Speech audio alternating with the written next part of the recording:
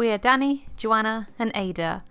2 months ago, we left the country we called home, sold nearly everything we owned, drove across Europe, and moved to a property in the middle of nowhere, chasing something different, finding joy in the simple things, becoming self-sufficient and living closer to the land.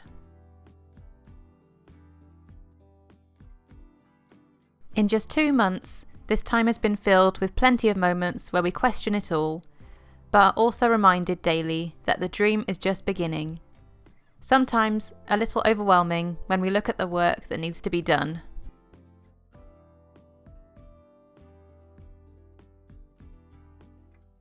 Our initial plans were to make a small, comfortable place to live whilst we started renovations. This started with transforming a quarter of the house with the most potential to keep a roof over our heads during the coldest winters and the hottest summers. Many people would opt to live in a caravan and start the house straight away. However, with being DIY novices, we wanted to focus on other projects first before diving headfirst into building a house. In this time, we can learn from the locals, learn new skills, and discover what we really want from our new home. Once the room was clear, demolition began. The room had a giant fireplace and traditional brick oven, which, when living in a small space, was not practical to keep. Our first job, and one that would humble us, 2 to 3 tons of rock and rubble moved in 2 days, all by hand, without the help from expensive machinery that is out of our grasp. Luckily, excitement and energy would take us through this back-breaking work. Once the rubble was clear, again using a small budget, our hands and materials that we already had, we built up the floor.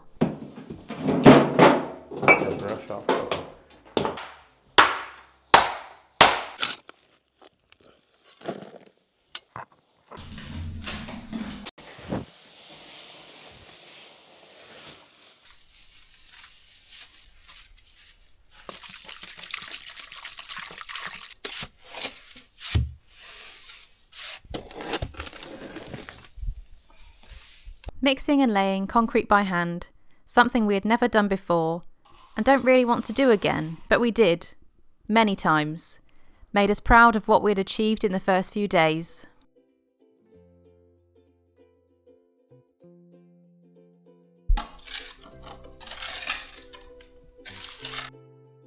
The room, which would become the space where we plan, eat, sleep, work, and recuperate, was taken back to its bare bones and restarted from the bottom up, always working as a team, learning new skills as we went on.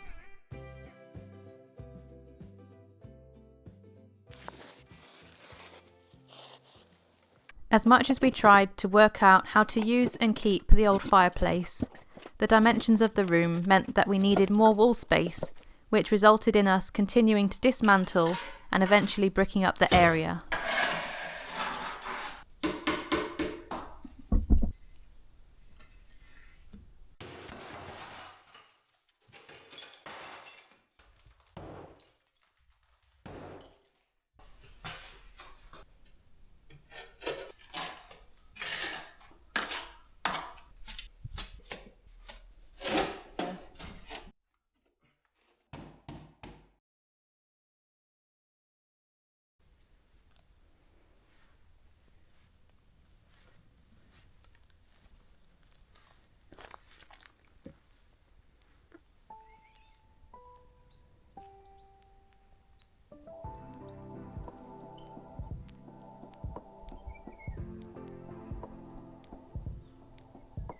The outside, a jungle that needed taming. On cooler days, a welcome break from the August heat, we started what felt like an impossible task of taking the land back from nature's grip.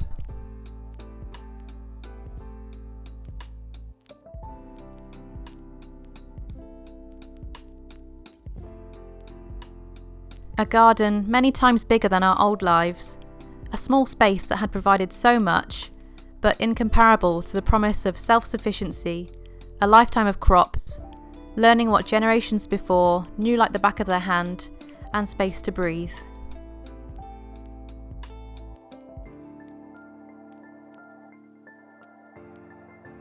The battle with the garden felt relentless, but it was showing signs of us being able to show it some love again, reducing invasive plants to encourage native plants to thrive.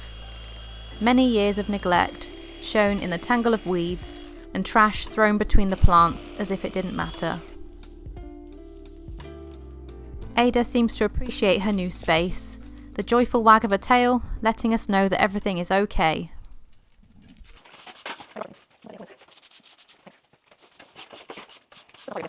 The interior was starting to take shape and was ready for us to paint and lay flooring.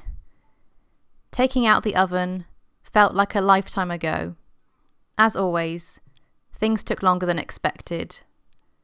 The relentless heat, trips to the shops as we didn't have the right equipment, as well as navigating a whole new way of living.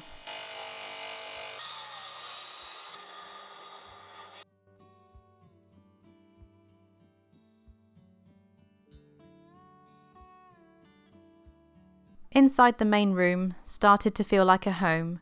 Early starts and late nights were beginning to pay off. Every day was a steep learning curve of new skills, but building on these every day was one step closer to finishing our first project. The room where the oven used to stand left an enormous hole in the wall and many questions for us on how to best use this space.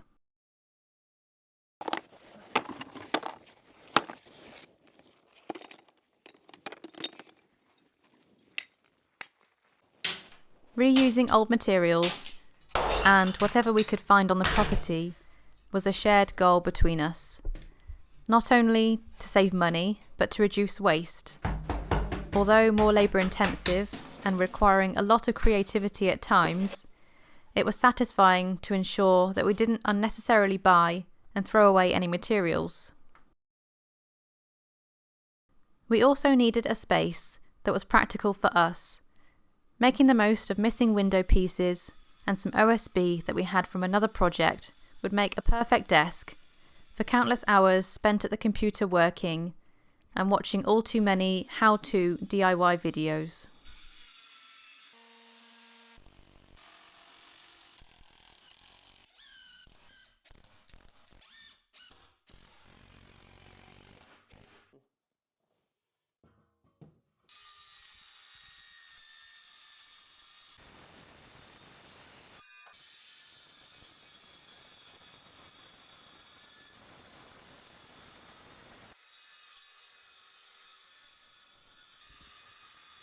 Making things from scratch, from what was available, was in Dani's DNA.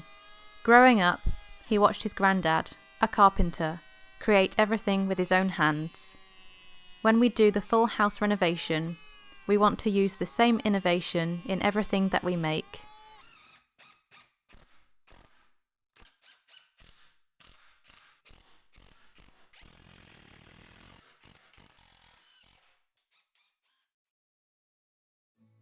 We desperately wanted to move into our home to make it easier to work on the project. We made a bed, entirely from what we already had, and some bed slats that had somehow followed us all the way from the UK, having been in our attic for many years.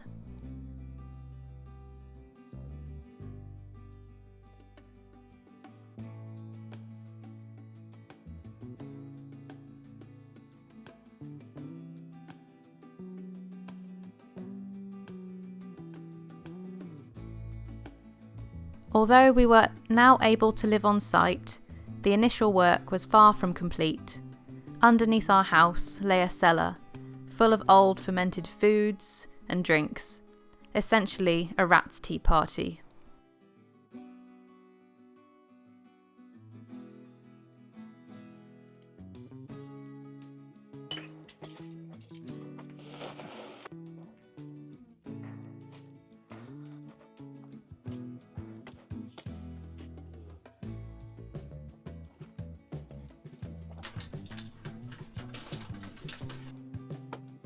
That's very heavy. A cellar that will one day hold our own crops, preserved foods and enable us to live from season to season, minimising reliance on other sources for food. We continued to rely on other sources for our water. Our future goals are to have our own rainwater collection system and no longer require the grid, although we are a long way off that. This type of plumbing was a whole new world to Dani. Our tiny house was a great opportunity to practice, make the mistakes, and learn from them.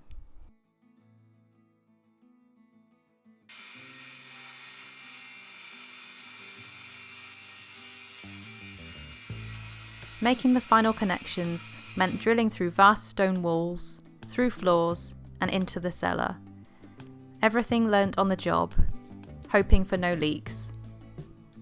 The joy of having water, something we took for granted every day until you don't have it.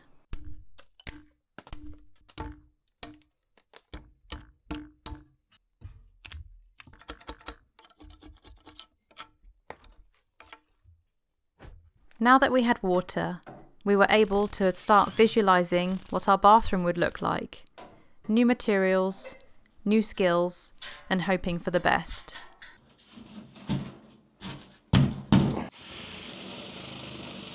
Kind of perfect.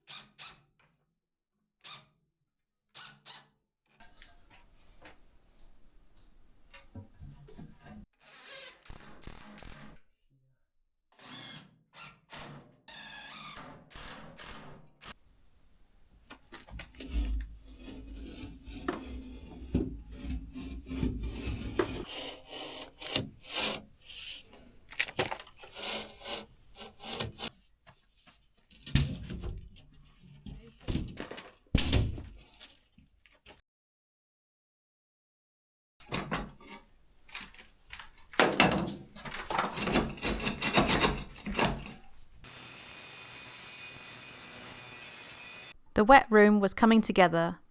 After so much indecision on how to best utilise our tiny space, it was a relief that we finally decided what might work. Far from perfect, but one that was built from nothing.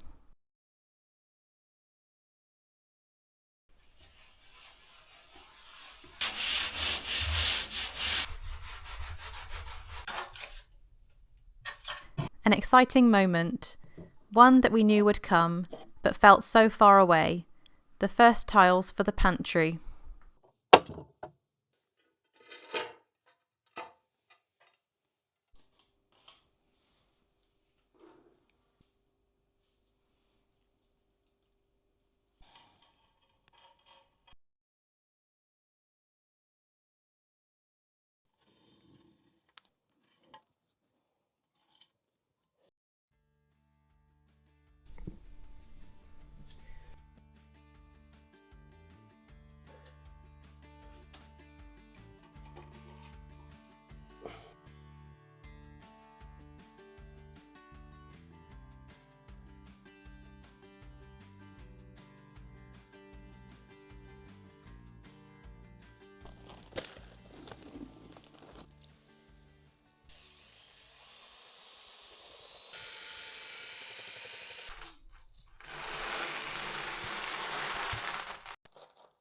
Tiling in the shower was probably one of the more stressful but tedious jobs we have done.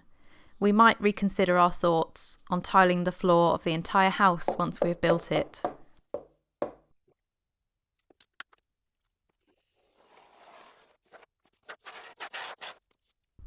We finally made it to making the finishing touches to the bathroom, although we wouldn't have a shower for some time due to an ancient electrical system that left us too nervous to plumb in the boiler. Nevertheless, it was ready to be installed, and boy would we enjoy that first hot shower.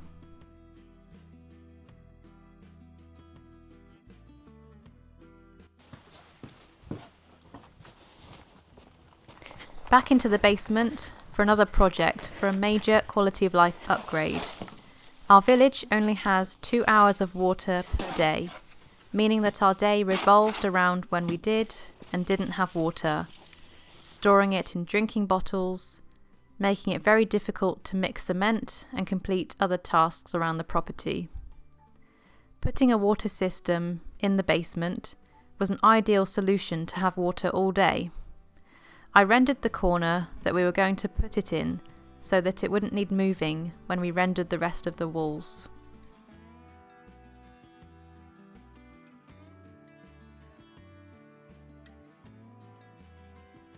The system itself required a lot of research and discussions around how it would work. Some equipment to stop the tank overflowing, as well as the pump to get the water into the house. We aren't sure how it will work once we start using a rainwater collection system. The possibility of a gravity-fed water system or an underground tank remain possible, but we are a long way off that for now.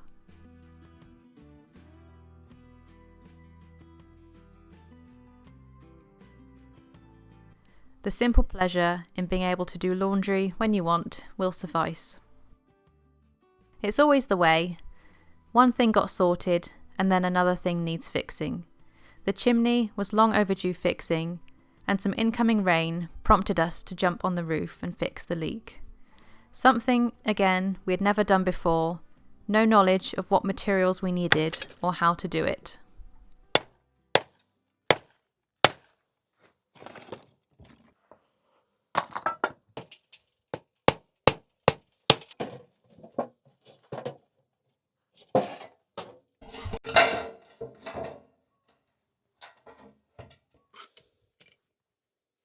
I broke one of the tiles when I was removing him, so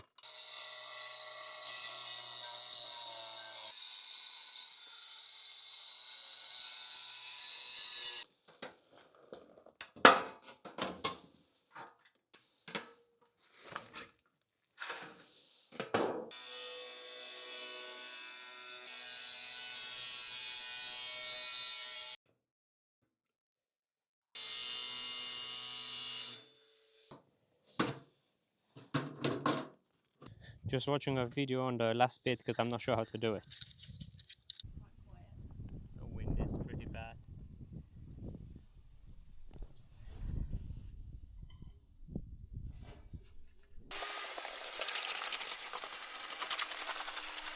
And a full day's work later, the chimney will hopefully see us through the winter. It took us 2 months from starting this project to creating a place to live. Although it's not perfect, we have somewhere on site to live to start our homestead, but also to renovate the outbuildings, to make the mistakes and learn from them before we start on the main house. Thank you for watching. Please join our journey, because it's sure going to be a long one, for the ups and downs of learning pretty much everything from scratch, from homesteading to how to keep chickens, beekeeping, and the many, many renovation projects that we will do.